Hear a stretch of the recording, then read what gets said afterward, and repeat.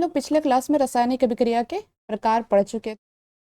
क्या क्या पढ़ चुके थे? संयोजन या संश्लेषण अभिक्रिया यानी कि कॉम्बिनेशन और सिंथेसिस रिएक्शन पढ़, वियोजन या अपघटन अभिक्रिया डिकम्पोजिशन रिएक्शन पढ़ चुके थे, इलेक्ट्रोलाइसिस हो चुका था, सिंगल डिस्प्लेसमेंट रिएक्शन भी पढ़ चुके थे, ये डबल डिस्प्लेसमेंट रिएक्शन भी हो चुका था, प्रेसिपिटेशन रिएक्शन यानी अवक्षेपण अभिक्रिया भी हो चुकी थी, उदासीनीकरण यानी न्यूट्रलाइजेशन रिएक्शन ये भी हो चुका था, और फोटोकेमिकल रिएक्शन भी हो चुका था।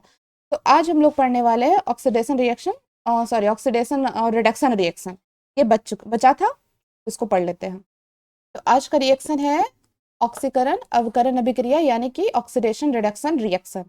ये होता क्या है कि वैसी रासायनिक अभिक्रिया जिसमें ऑक्सीकरण और अवकरण अभिक्रिया साथ साथ होती, ये दोनों रिएक्शन जहां भी होगी साथ होगी, एक ही साथ होगी, एट अ टाइम होगी, और उसे क्या कहेंगे? ऑक्सीकरण अवकरण या फिर रिडॉक्स रिएक्शन कहते हैं। अब इसके पहले ये क्रिया जानने से पहले ये जान लेते हैं कि ऑक्सीडेशन क्या होता है और रिडक्शन क्या होता है। तो सबसे पहले क्या देख लेते हैं? ऑक्सीकरण को देख लेते हैं यानी ऑक्सीडेशन को। तो वैसी रासायनिक अभिक्रिया जिसमें किसी तत्व यौगिक से ऑक्सीजन का संयोग होता है, यानी ऑक्सीजन उसमें आके जुड़ता है, यानी ऑक्सीजन के साथ वो रिएक्शन करता है, या फिर किसी यौगिक से हाइड्रोजन का निष्कासन होता है। यहाँ पे दो की पॉइंट है, एक ये कि ऑक्सीजन का संयोग होना या तो हाइड्रोजन का निष्कासन होना। ये प्रक्रिया क्या कहलाएगी? ऑक्सीकरण अभिक्रिया कहलाएगी, ऑक्सीडेशन रिएक्शन कहलाएगी।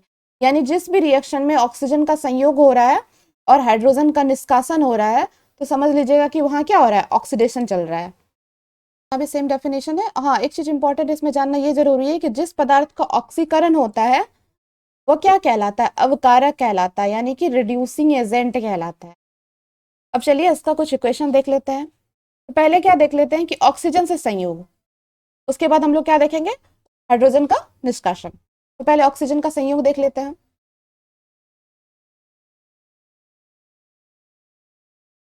ऑक्सीजन का संयोग, तो ये रिएक्शन है, कार्बन है, ये ऑक्सीजन है, ये रिएक्शन कर रहा है। तो क्या बना रहा है? यानी कि ये क्या हो रहा है कि ऑक्सीजन इससे संयोग कर रहा है, यानी कि जुट रहा है। क्या हो गया यहाँ? ये कार्बन डाइऑक्साइड बनाया। अब ऑक्सीजन इससे जुट रहा है, तो इसका मतलब ऑक्सीडेशन किसका हो रहा है? कार्बन का हो रहा है, क्योंकि ऑक्सीजन इसी से तो जुट रहा है। तो किसका ऑक्सीडेशन हो रहा है या किसका ऑक्सीकरण हो रहा है?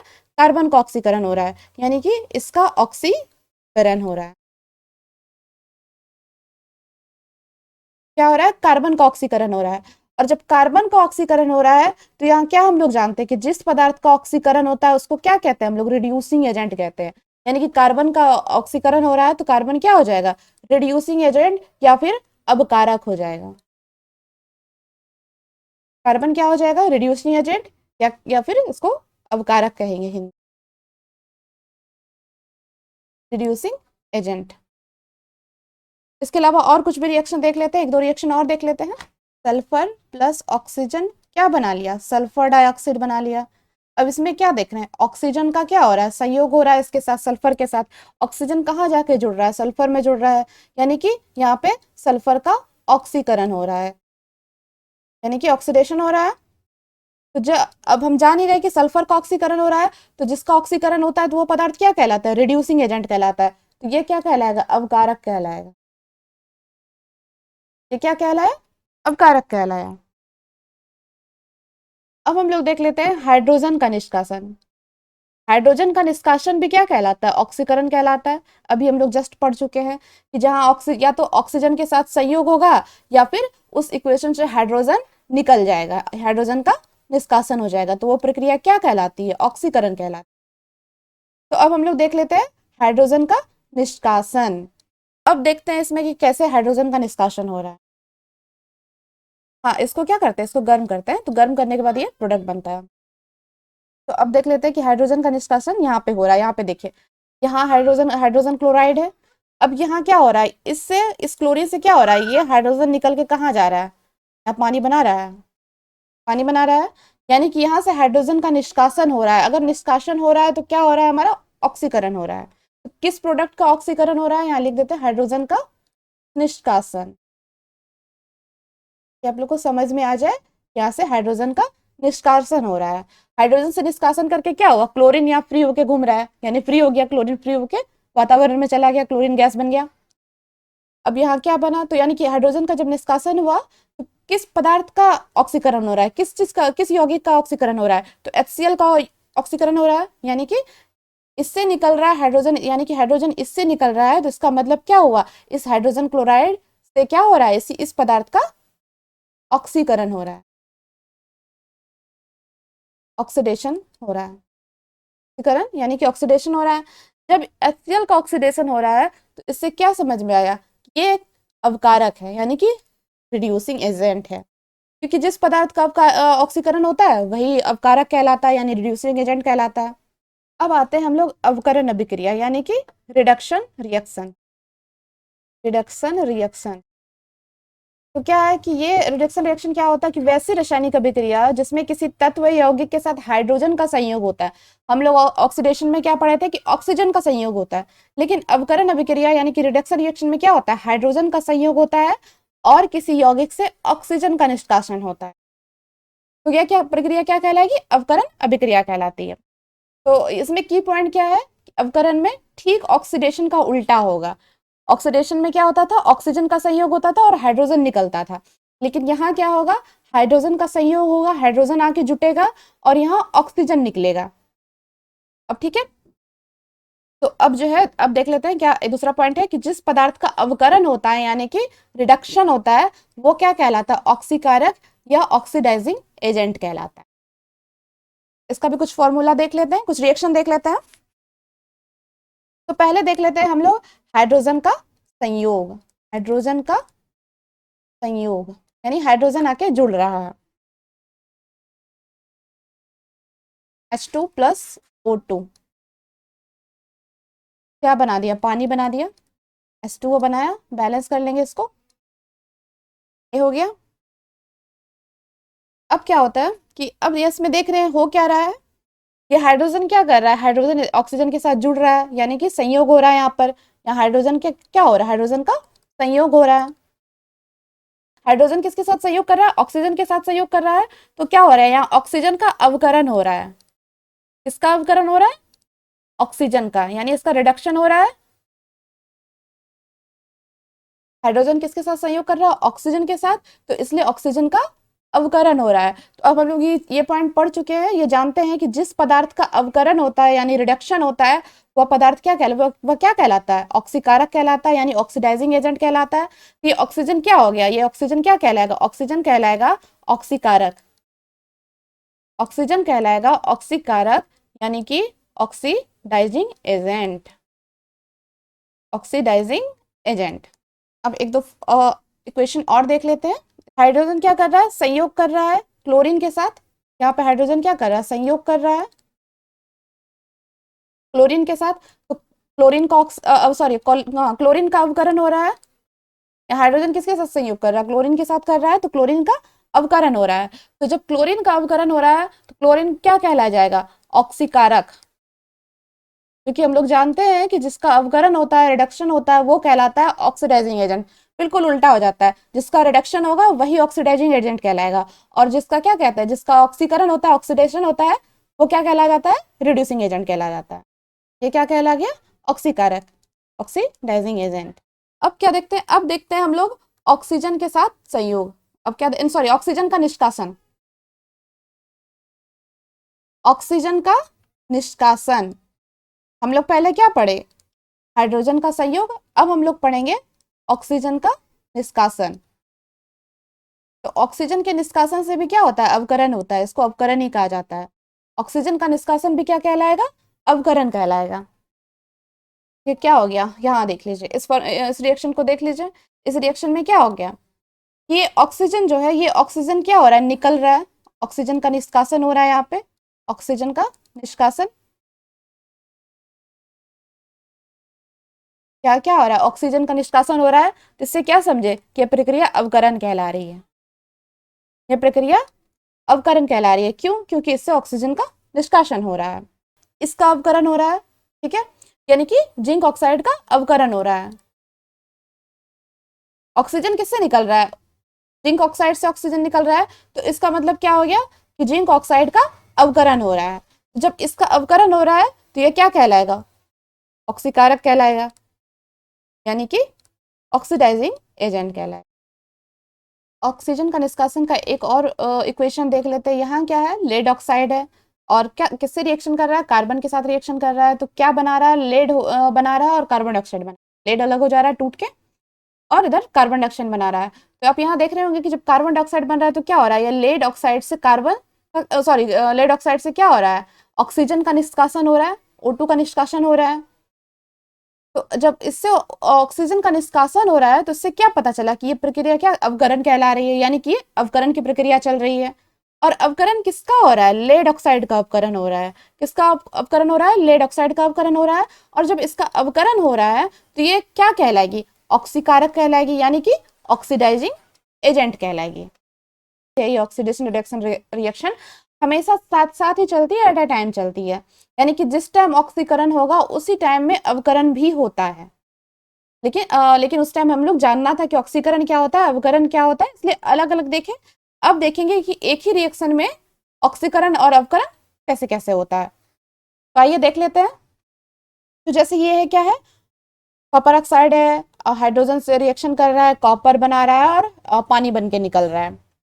तो अब देख लीजिए इसमें होता क्या है कि कॉपर ऑक्साइड जो देख रहे हैं, इसका क्या हो रहा है, इससे ऑक्सीजन का निष्कासन हो रहा है। ये क्या हो रहा है, ऑक्सीजन से टूट के निकल रहा है, यानी ऑक्सीजन का निष्कासन होना क्या कहलाता है, अवकरण कहलाता है। ऑक्सीजन का निष्कासन होना क्या कहलाता है, अवकरण कहलाता है। तो किसका अवकरण हो रहा है, कॉपर ऑक्साइड का, यानी CuO का अवकरण हो रहा है, रिडक्शन हो रहा है।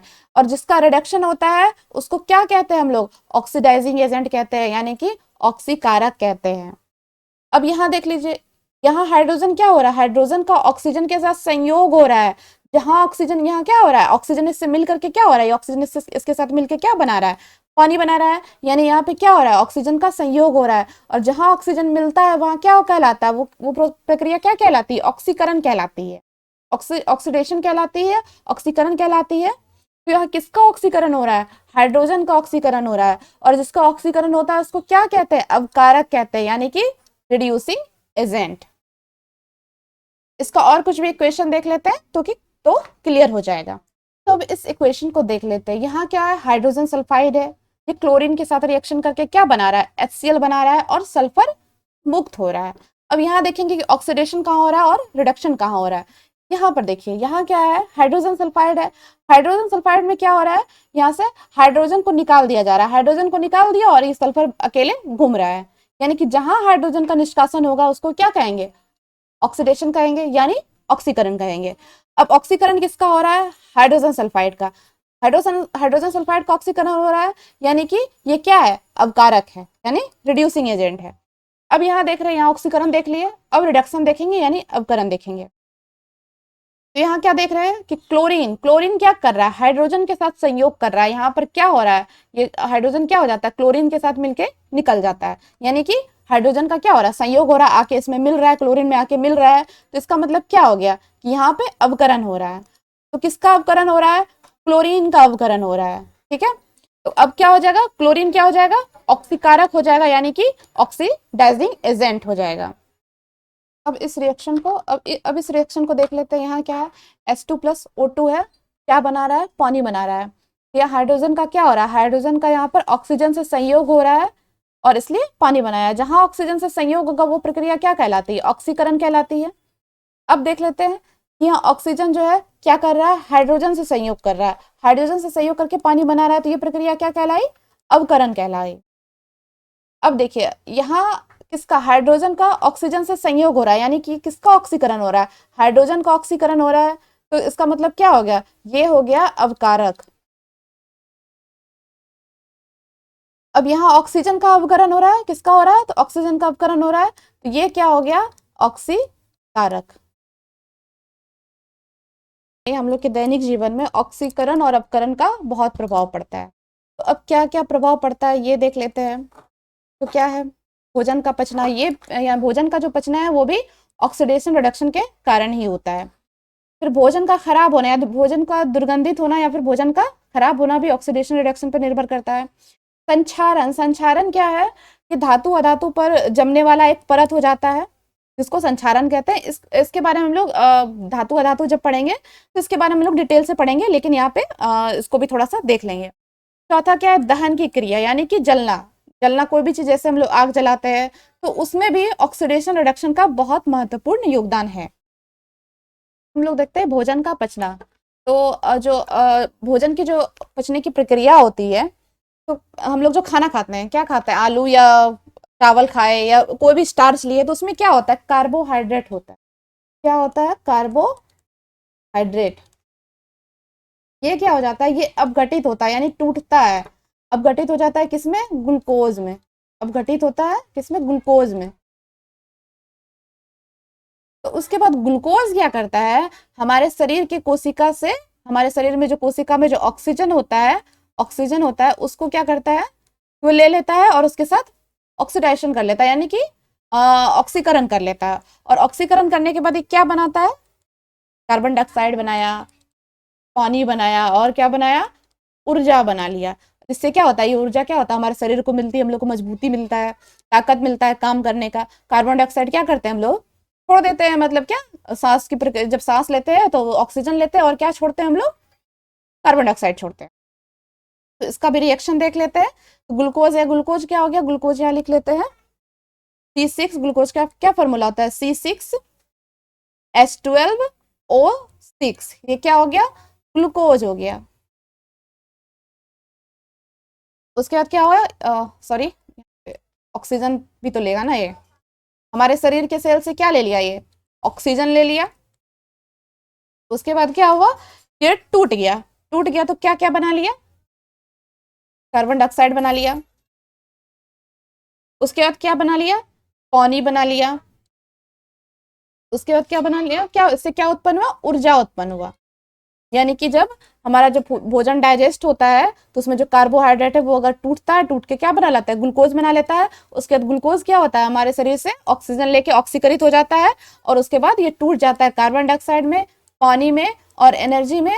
यही एनर्जी हम लोग को मिलता है, जो कि जिससे हम लोग को ताकत आता है। जो हम लोग खाना खाते हैं, इसी एनर्जी से हम लोग को ताकत मिलता है। और ये कार्बन डाइऑक्साइड जो हम लोग सांस जब छोड़ते हैं तो क्या होता है, यही कार्बन डाइऑक्साइड का हम लोग उत्सर्जन करते हैं। अब हम लोग देख लेते हैं भोजन का दुर्गंधित होना। जैसे कि कभी कभी होता है ना, जब हम खुले हवा में हम लोग बहुत देर तक, लंबे समय तक खाना छोड़ देते हैं, तो क्या हो जाता है, भोजन से ना अजीब सा स्मेल आने लगता है। तो क्यों होता है, यही रीजन है कि भोजन, जैसे ये भोजन है, भोजन में कोई सामान रखे हुए कुछ भी है, या सब्जी है या चावल दाल कुछ भी है, उसमें जो फैट होता है, ये जो फैट या तेल है, ये क्या करता है, वायु मतलब ऑक्सीजन से क्या करने लगता है, वायु में जो ऑक्सीजन है उससे क्या हो जाता है, ऑक्सीकृत होने लगता है। क्या होने लगता है, ऑक्सीकृत होने लगता है। जिसकी वजह से क्या होता है, ये खराब होने लगता है, इसमें गंदी स्मेल आने लगती है। तो अब इससे बचने के लिए हम लोग क्या करते हैं, नॉर्मली हम लोग क्या करते हैं, खाना को ढक के रखते हैं। आप लोग देखते होंगे कि आप लोग के घर में खाना को ढक के रखा जाता है। या अब हम लोग देखते हैं संक्षारण। संक्षारण क्या होता है, एक तरह से समझिए कि खुली हवा में धातु का, खुली हवा में धातु का क्षय होना। क्षय मतलब लॉस होना, धातु का क्षय होना संक्षारण कहलाता है। तो इसका बेस्ट एग्जांपल है लोहे में जंग लगना। लोहे में जो आप जंग लगा हुआ देखते हैं ना, ये संक्षारण की वजह से ही होता है। और संक्षारण क्यों होता है, ऑक्सीडेशन रिडक्शन की वजह से होता है। अब जैसे कि देख लीजिए, मान लीजिए ये लोहा है, लोहा है। तब लोहा में जब ये क्या होता है, ये खुली हवा में ऑक्सीजन है, यहाँ जलवाष्प है, बहुत सारा गैस है, सल्फर डाइऑक्साइड है, बहुत सारा etc, बहुत सारा क्या कहते हैं, बहुत सारा गैस है। तो ये सब क्या है, वातावरण में, वायु में घुली हुई है। अब लोहा को अगर खुले हवा में छोड़ देते हैं तो होता क्या है, तो क्या मतलब ऑक्साइड का एक परत बन जाता है, ऑक्साइड का परत बन जाता है, जमा हो जाता है। आप लोग देखते होंगे कि जहां लोहे में जंग लगा हुआ रहता है तो क्या होता है, उसके ऊपर एक एक अजीब सा भूरा रंग का पदार्थ जमा हो जाता है, और उसमें छोटा छोटा आपको छिद्र दिखेगा।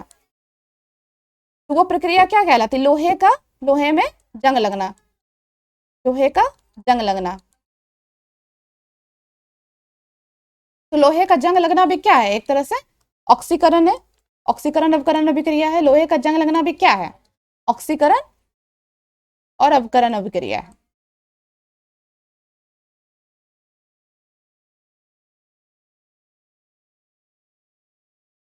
अब आ जाते हैं दहन की क्रिया, यानी कंबंसन। कंबंसन क्या होता है, ये भी ऑक्सीकरण और अवकरण अभिक्रिया के तहत ही होती है, ऑक्सीकरण और अवकरण के तहत होगी। अब जैसे कोई भी चीज हम लोग जलाते हैं तो क्या उसके लिए ऑक्सीजन का बहुत जरूरी होता है। ऑक्सीजन अगर नहीं होगा तो क्या होगा, कोई भी चीज को हम नहीं जला पाएंगे। अगर हम जला रहे हैं, जैसे माचिस जला रहे हैं या मोमबत्ती जला रहे हैं, तो क्या करते हैं, तो जब जलाते हैं तो वहां पे आसपास वातावरण में कुछ ना कुछ ऑक्सीजन रहता है, वातावरण में तो ऑक्सीजन रहता ही है, तो इसकी वजह से क्या होता है, मोमबत्ती जलने लगती है। लेकिन अगर अगर ऑक्सीजन नहीं हो, वहां पे दहन की प्रक्रिया नहीं होगी। दहन और ज्वाला, तो दहन क्या है, किसी पदार्थ का ऑक्सीजन की उपस्थिति में जलाने पे जो प्रकाश और उष्मा उत्पन्न होती है उसको क्या कहते हैं, इस प्रक्रिया को क्या कहते हैं हम लोग, दहन कहते हैं। तो क्या करेंगे, जैसे कि कार्बन है और अगर जला रहे हैं इसको ऑक्सीजन की उपस्थिति में, तो क्या बनता है, कार्बन डाइऑक्साइड तो बनता ही है, लेकिन साथ में क्या उत्पन्न करता है, उष्मा और प्रकाश भी उत्पन्न करता है। क्या करता है, उष्मा और प्रकाश भी उत्पन्न करता है। अब जैसे सल्फर है, इसको भी ऑक्सीजन की उपस्थिति में जलाते हैं तो सल्फर डाइऑक्साइड बनाता है तो है ही, साथ में उष्मा और प्रकाश भी उत्पन्न करता है। यानी कि किसी भी चीज को जलाने के लिए या दहन करने के लिए हमें ऑक्सीजन की बहुत जरूरत होती है। ऑक्सीजन की उपस्थिति ही दहन की क्रिया को पूरी करती है। अब क्या है, दहन के लिए आवश्यक शर्तें, तो दहन के लिए या कोई भी चीज को जलाने के लिए क्या क्या चीज चाहिए या क्या क्या चीज जरूरी है उसको देख लेते हैं। तो पहला क्या है कि दहनशील पदार्थ की उपस्थिति, यानी दहन करने के लिए इस दहनशील पदार्थ की उपस्थिति होना जरूरी है। फिर दहन के पोषक पदार्थ की उपस्थिति, यानी दहन को जो मतलब किसी चीज को जलाते हैं तो उसको जलाने में क्या क्या चीज मदद करता है वो भी चाहिए। और फिर ज्वलन ताप की प्राप्ति। देखते हैं दहनशील पदार्थ की उपस्थिति। अब जैसे कि देख लीजिए आप बालू को जलाने की कोशिश कीजिए, मिट्टी को जलाने की कोशिश कीजिए, तो क्या वो जलता है, बिल्कुल नहीं जलता। लेकिन अगर हम पेट्रोल ले लेते हैं, पेट्रोल ले लें, केरोसिन ले लें, तो क्या होता है, वो जलना शुरू हो जाता है। यानी कि ये सब क्या है, दहनशील पदार्थ है। ये सब क्या है, दहनशील पदार्थ है। कौन कौन सी चीज हमारे दहनशील पदार्थ है, किसी भी दहन के लिए बहुत जरूरी होता है कि हमें दहनशील पदार्थ चाहिए। दहनशील पदार्थ की उपस्थिति होगी तभी कोई चीज दहन होगी। ये क्या है, पेट्रोल, केरोसिन, कागज, पुआल इत्यादि, ये सब क्या है, दहनशील पदार्थ है। क्या है, दहनशील पदार्थ है। अब कुछ अदहनशील पदार्थ भी ले लीजिए। अदहनशील पदार्थ जो कि नहीं जलते हैं, क्या क्या है, बालू है, मिट्टी है, पत्थर है, ये सब क्या है, बिल्कुल नहीं जलते हैं। अब आते हैं दहन के पोषक पदार्थ। दहन के पोषक पदार्थ क्या है, यानी कि दहन दहन के लिए क्या क्या चीज चाहिए, क्या क्या चाहिए, वायु चाहिए, नाइट्रोजन चाहिए। अगर ये सब नहीं रहा क्या होगा, दहन बिल्कुल नहीं होगा। ये सब क्या है, दहन के पोषक पदार्थ हैं। अब जैसे देख लीजिए आप मोमबत्ती जलाते हैं, जब मोमबत्ती जलाते हैं तो क्या, जैसे मोमबत्ती जलाते हैं तो मोमबत्ती जलना शुरू हो जाती है। लेकिन कुछ देर के बाद क्या करते हैं, इसके ऊपर एक शीशा का कोई बर्तन पलटाकर इस पे रख देते हैं। तो कुछ देर के बाद आप देखिएगा कि ये बर्तन क्या, ये मोमबत्ती क्या है, ये मोमबत्ती बुझ जाएगी, बुझ जाएगी। इसका कारण ये है कि जब हम शीशा को इसके ऊपर ढक देते हैं, शीशे के बर्तन को इस पर ढक देते हैं, तो इसमें पर्याप्त मात्रा में हवा नहीं पहुंच पाती। और जब हवा नहीं पहुंच पाती यानी ऑक्सीजन नहीं मिल पाता, यहाँ पर ऑक्सीजन अपकरण प्रक्रिया नहीं हो पाती है, ऑक्सीकरण अपकरण प्रक्रिया यहाँ पे नहीं हो पाती है, तो जिसकी वजह से क्या होता है, ये मोमबत्ती बुझ जाती है। यानी पर्याप्त मात्रा में ऑक्सीजन नहीं मिलने के, यानी कि पोषक पदार्थ नहीं मिलने के कारण ये दहन की प्रक्रिया पूरी नहीं हो पाती है और मोमबत्ती बुझ जाती है। अब देखते हैं ज्वलन ताप की प्राप्ति। तो ज्वलन ताप मतलब, कहने का मतलब ये है कि कोई भी चीज, कोई भी पदार्थ, सब पदार्थ का तापमान क्या होता है, ताप क्या होता है, एक जैसा नहीं होता। यानी कि कोई पहले जल जाता है, किसी को जलने में थोड़ा टाइम लग जाता है। तो हर हर पदार्थ का अलग अलग ज्वलन ताप होता है, यानी किसी का ज्यादा होता है, किसी का कम होता है। तो कहने का मतलब है कि जिस न्यून ताप पर कोई पदार्थ जलना शुरू कर दे उस ताप को क्या कहेंगे, ज्वलन ताप कहेंगे। उसका डेफिनेशन लिख लेते हैं, परिभाषा लिख लेते हैं। जिस न्यूनतम ताप पर कोई पदार्थ जलना शुरू कर दे, कोई पदार्थ जलना प्रारंभ कर दे या शुरू कर दे, जलना प्रारंभ कर दे, उस ताप को क्या कहेंगे, ज्वलन ताप कहेंगे। उस ताप को ज्वलन ताप कहेंगे, ये ज्वलन ताप कहते हैं। यानी कि कोई पदार्थ तब तक नहीं जलती जब तक कि वो जब तक कि वो अपने ज्वलन ताप को प्राप्त नहीं कर लेती। जैसे ही वो ज्वलन ताप को प्राप्त कर लेगी उसके बाद वो जलना शुरू कर देती है। अब देखते हैं कि ज्वाला क्या है, फ्लेम, यानी कि जब किसी पदार्थ का दहन होता है यानी किसी को जलाते हैं तो उस समय उसमें से कुछ लपटें बाहर निकलती है, उसी को हम लोग क्या कहते हैं, ज्वाला कहते हैं। अब ज्वाला की बनावट कैसे होती है, 3 तरह की होती है। एक सेंट्रल जोन यानी बीच वाला भाग, दूसरा क्या है प्रकाशमान मंडल यानी ल्यूमिनियस जोन, तीसरा क्या है प्रकाशहीन मंडल यानी नॉन ल्यूमिनियस जोन। जैसे एक मोमबत्ती है, ये मोमबत्ती है तो मोमबत्ती का केंद्रीय जोन क्या होता है, ये मोमबत्ती का ये भाग केंद्रीय जोन कहलाता है यानी केंद्रीय मंडल कहलाता है।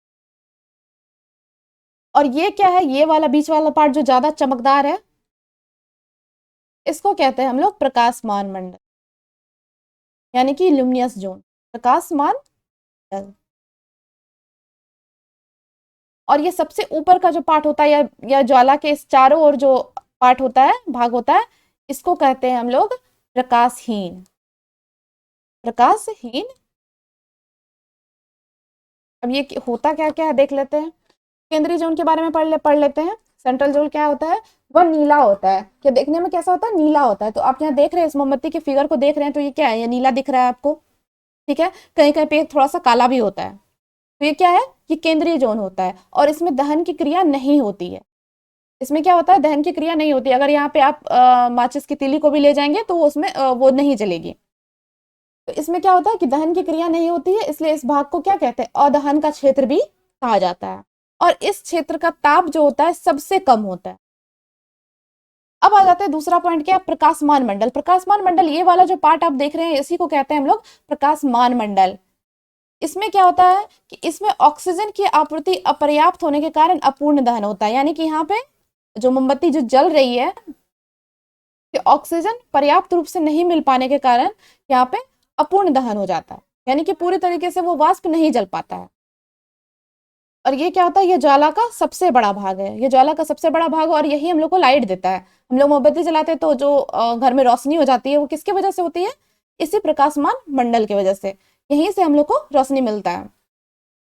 और इससे कैसा प्रकाश निकलता है, इससे पीला प्रकाश निकलता है। अब देख लेते हैं हम लोग प्रकाशहीन मंडल यानी नॉन ल्यूमिनियस जोन। तो नॉन ल्यूमिनस जोन जो है होता है ये ज्वाला के चारों ओर होता है और ये हल्के नीले कलर का होता है। लेकिन ये पिक्चर के पीछे जो बैकग्राउंड है इसकी वजह से ये नहीं दिख पा रहा है, लेकिन ये ज्वाला के चारों ओर होता है। तो यहाँ पे क्या होता है, यहाँ पे पर्याप्त मात्रा में मतलब ऑक्सीजन मिल जाता है, यानी ऑक्सीजन की आपूर्ति पर्याप्त रूप से हो जाती है जिससे कि पूर्ण दहन हो जाता है।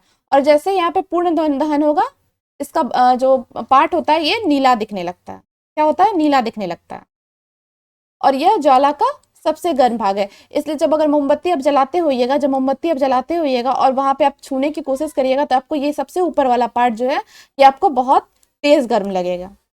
अब आते हैं द्रवीभूत पेट्रोलियम गैस यानी लिक्विफाइड पेट्रोलियम गैस, एलपीजी की तरफ। तो शॉर्ट फॉर्म में क्या कहेंगे, एलपीजी गैस। और एलपीजी गैस कहाँ यूज होता है, हम लोग के घर में सिलेंडर यानी खाना बनाने में यूज होता है, ईंधन के रूप में उपयोग करते हैं इसको। एलपीजी में होता क्या क्या है, ब्यूटेन होता है, प्रोपेन होता है और इथेन होता है। तो ब्यूटेन लेकिन इसका क्या है, मुख्य अवयव है। ब्यूटेन क्या है, मुख्य अवयव है। और ये तीनों गैस मिल करके क्या करता है, ब्यूटेन प्रोपेन और इथेन मिल करके तीव्रता से जल करके क्या करता है, पर्याप्त ऊष्मा प्रदान करता है हम लोग को, तो जिससे क्या करते हैं हम लोग खाना बनाने लगते हैं। तो इन तीनों को क्या किया जाता है, द्रवीभूत यानी कि दाब दे करके दाब बढ़ा करके इसको द्रवीभूत कर दिया जाता है। दाब बढ़ा करके क्या कर दिया जाता है, द्रवीभूत कर दिया जाता है और सिलेंडर सब में भर के हम लोग को दे दिया जाता है। तो जब एलपीजी को हम लोग क्या करते हैं, जलाते हैं तो क्या होता है, जब एलपीजी को जलाते हैं तो क्या होता है ये देख लेते हैं। ये ब्यूटेन है, क्योंकि ब्यूटेन को लेंगे क्योंकि ब्यूटेन क्या है, मुख्य अवयव है। हमारा मेन कंपोनेंट क्या होता है, हमारा मेन कंपोनेंट ब्यूटेन ही है, इसलिए हम लोग ब्यूटेन को लेंगे। और जब ये ऑक्सीजन के साथ रिएक्शन कर लेता है, जब ये ऑक्सीजन के संपर्क में आता है तो क्या बना लेता है, कार्बन डाइऑक्साइड बना लेता है, थोड़ा मात्रा में पानी भी बना लेता है और उष्मा देता है। क्या क्या बनाता है, कार्बन डाइऑक्साइड बनाता है, पानी भी बना लेता है और उष्मा उष्मा भी देता है। और इसी उष्मा पे हम लोग खाना बनाते हैं, इसी उष्मा पे क्या करते हैं हम लोग, खाना बनाते हैं। यानी कि हमारा गैस जलने लगा और हम लोग खाना बनाना शुरू कर दिए। तो अब देख लेते हैं अब क्या होता है कि एलपीजी जो गैस होती है हमारी, इसका कोई सुगंध नहीं होता, नो स्मेल है। तो अब क्या करते हैं कि अगर मान लिया जाए कि अगर इसका गंध ना हो, तो फिर अगर हम लोग को पता नहीं चलेगा, अगर लीक हो जाए सिलेंडर से तो हम लोग को पता ही नहीं चलेगा कि हाँ कोई गैस लीक हो रही है और फिर आग पकड़ लेगा। इसलिए एक खराब गंध युक्त एथिल मरकैप्टन नाम का कोई केमिकल है या गैस है, एथिल मरकैप्टन नाम का कोई गैस है, इसको मिला दिया जाता है। इसका फॉर्मूला क्या होता है, C2H5SH। इसको मिला दिया जाता है। ये बहुत खराब स्मेल करता है, यानी कि जो हम लोग का एलपीजी गैस स्मेल करता है वो इसके वजह से करता है, एथिल मरकैप्टन की वजह से स्मेल करता है। तो जब ये इसको इसमें मिला दिया जाता है, तो जब हमारा गैस रिसाव होता है, यानी कभी गैस लीक हो जाता है, तो उसमें क्या होता है, गैस निकलने लगता है, तो हम लोग को महक से पता चल जाता है। और महकता है किसके वजह से, ये स्मेल होता है किसके वजह से, इस एथिल मरकैप्टन की वजह से। इसकी वजह से क्या होता है, हमारा स्मेल पता चल जाता है कि हाँ गैस लीक हो रहा है, फिर हम लोग जाके बंद बंद कर देते हैं।